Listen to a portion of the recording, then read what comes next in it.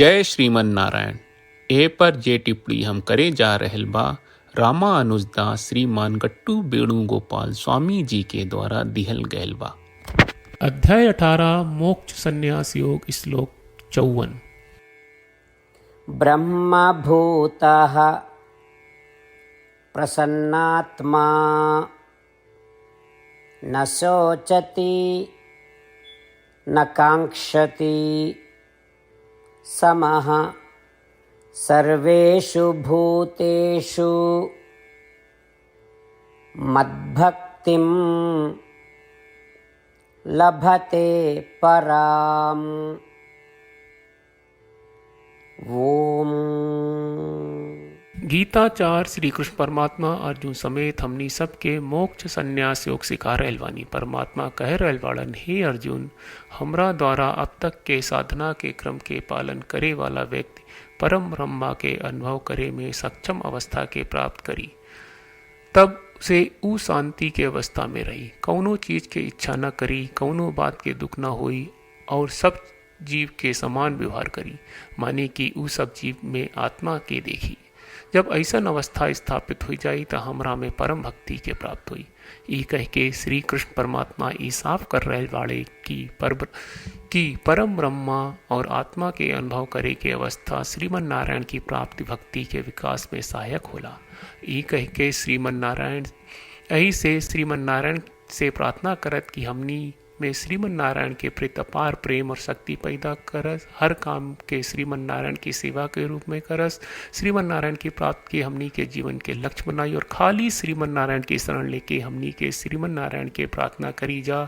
श्री कृष्ण परमात्मा के श्लोक के रूप में जैसन वा वैसने दोहरावे की कोशिश करी जा। ब्रह्मभूतः प्रसन्नात्मा न शोचति न काङ्क्षति समः सर्वेषु भूतेषु मद्भक्तिं लभते पराम। श्रीमद् भगवत गीता का पूरा सार श्री कृष्ण परमात्मा ने अध्याय 18वें के श्लोक 65 से 70 में 8 काम करे खातिर दिले बाड़े।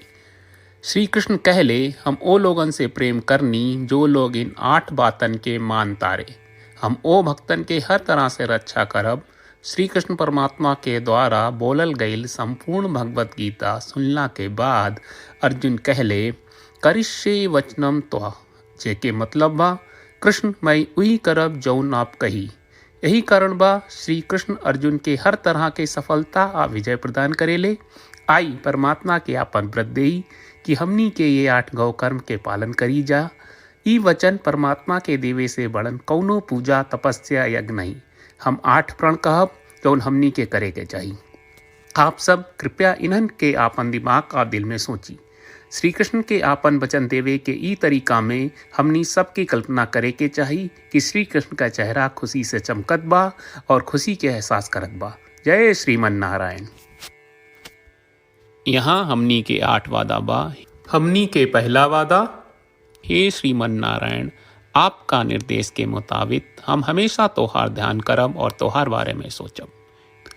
हमनी के दूसर वादा, हे श्रीमन नारायण, आपका सलाह का अनुसार हम हमेशा आपका भक्त रहब।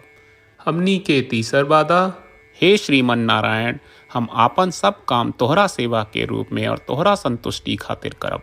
हमनी के चौथा वादा, हे श्रीमन नारायण, जैस की आप माने के कहले रहलू, हमरा बहुत विश्वास बा कि हम आपके होई और हम हमेशा आपन दोनों हाथ जोड़ के आपके नमस्कार करब और आपकी पूजा करब।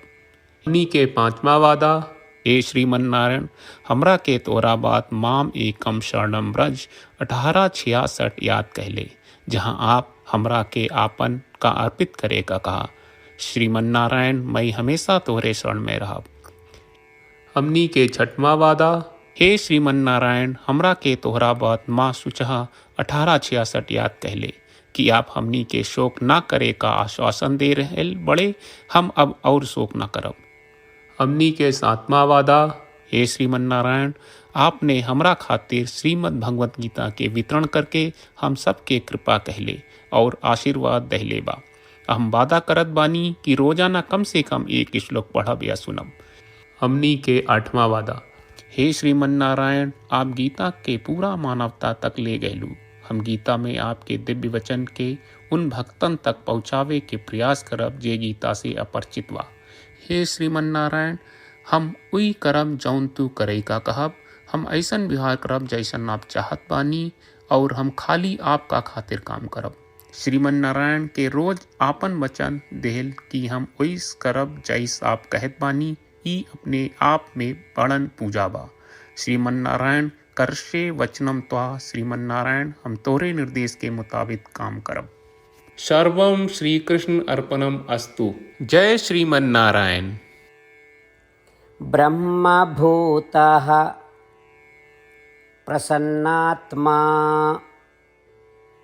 न शोचति न काङ्क्षति समः सर्वेषु भूतेषु मद्भक्तिं लभते पराम्। ॐ